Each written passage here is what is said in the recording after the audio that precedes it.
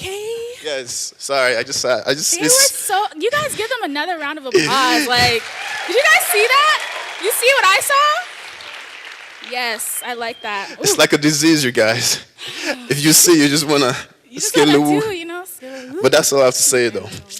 So, anyways, the next event on the list is our folktale. And to speak about folktale in Nigeria, every time you guys see me, I'm always going to say in Nigeria. So just always know that I'll say in Nigeria. I can't say in Cameroon because I didn't live there for long, but I'll say in the United States. No. That works too. That works too, right? So in Nigeria, you guys, folktale and storytelling, they're really, really important to us. You know, both as a culture, as a family, and it's even individuals. Because through stories, through folktales, you can actually pick out attributes. You can actually pick out, you know, things such as persistency, courage, and you can even understand the history of Nigeria, or just the history of your family, your country, the whole continent. So storytelling is really important. So usually, this is what I remember. I remember in the evenings, we'll go around to either around my father or my grandfather, and he tells a story, you know. And for us little kids, it was good because depending on what it tells us, that's what I dreamt about. So it gave me something to dream about. Whereas now for other maybe teenagers, like they pick out things that they can learn and understand. So, with that said, our next event is the folktale. Yes, our next event is a folktale, and is going to be done by Dami. Mm-hmm. And what is he going to be talking about? Oh, he's going to be talking about the magical... No, shh. Oh. Let them find out for themselves. Whoops. You guys, you didn't hear magical, I'm sorry. Yeah, you guys have to be surprised. Give it up for them, here they come. Ex-grandpa told me a story. I wonder where Grandpa is. Oh, Grandpa is right there. Oh boy. How you there? I did fine, Pa. You want to tell me some story? You want story tonight? Yes, I want story. Okay, go and get your friends. I'll tell you story. Okay, let me go get my friends. Okay. You guys want to hear a story by Grandpa? Yeah! You guys want to hear a story by Grandpa? Yeah! Let's go listen to Grandpa tell a story. Grandpa, here are all my friends. My back. Okay. Hey, are you okay, Grandpa? Okay, my back. Okay. Okay. Yeah, all my friends. Tell us a story. Okay. My Pekins, how are you today? You guys did a good thing today? Yeah! Okay. Are you ready for a story? What story should I tell today? I have one. You remember that one? I like that one. Okay. Story.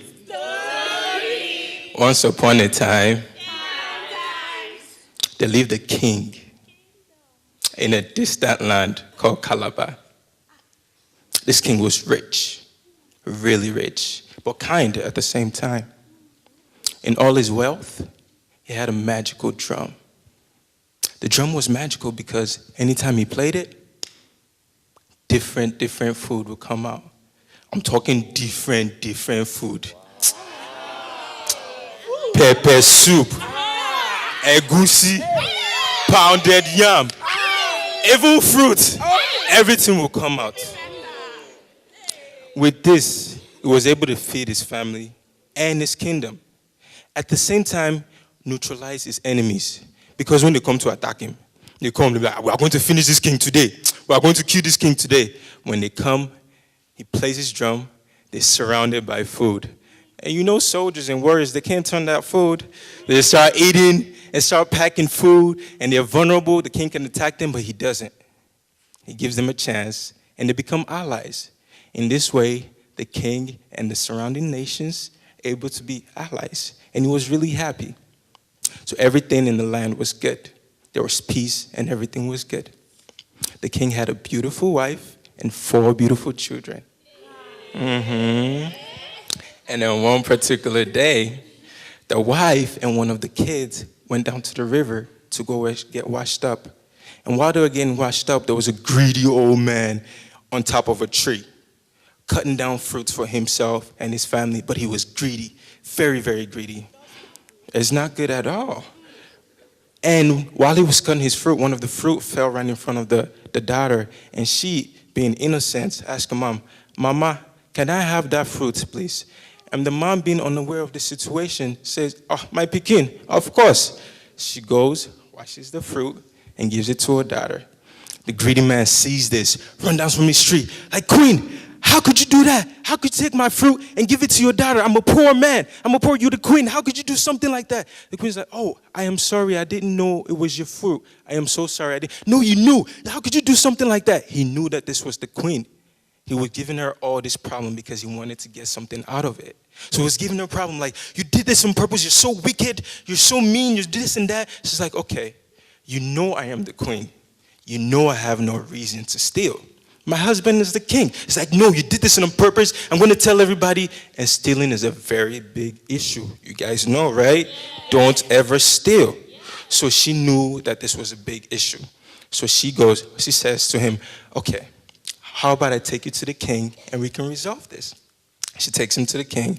And the king, being so kind and humble, apologizes to him, brings himself down like, I'm so sorry. I really apologize for the miscommunication, misunderstanding, everything. The king offers him different things. He offered him gold, he refused. He said, no, I don't want gold. Offered him land, he refused. No, I don't want land. He offered him livestock, animals. He said, no, I don't want. Okay, the king said, okay, you can have anything in my kingdom. He says, hey, I can have anything in your kingdom? Like, yes, you can have anything in my kingdom. King, let me ask you again, no, you don't say it. I can have anything in your kingdom? You can have anything in my kingdom. And then he says, well, if you said I can have anything, then I want your drum. Yes, he's very greedy. He's very greedy. The king smiles and gives the drum to him. I forgot to tell you guys, there's a condition to playing the drum. You can never be drunk while playing the drum. If you drink, get drunk and play the drum, food doesn't come out. 30 strong men come out with canes and whips, and they will flog you, They will flog you and beat you from night all the way to morning. That was the consequence to playing the drum. If you're drunk, no, you won't die. They will just beat you well. They will beat you, they will flog you. So don't steal and don't be greedy. Okay, so that was the consequence. But the king didn't tell him the consequence. He didn't tell him the consequence. He just gave him the drum.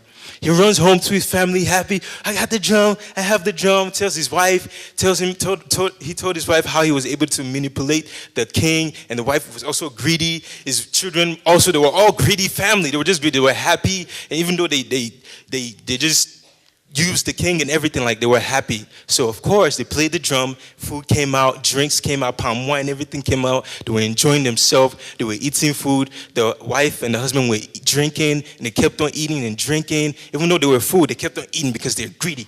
So they kept on eating and drinking and eating. And of course they got drunk. Played the drum. 30 strong men came out. Oh my God. They beat them so much, but they spared the kids. But they beat the wife and the husband. They beat them from night all the way to morning. They beat them. When morning came, he ran back to the king. Like, king, I'm sorry. Please, take your drum back. The king's like, I thought you wanted. No, please take your drum back. I'll take anything else in compensation. The king's like, see, that's what you get. Greediness is not good. Thank you.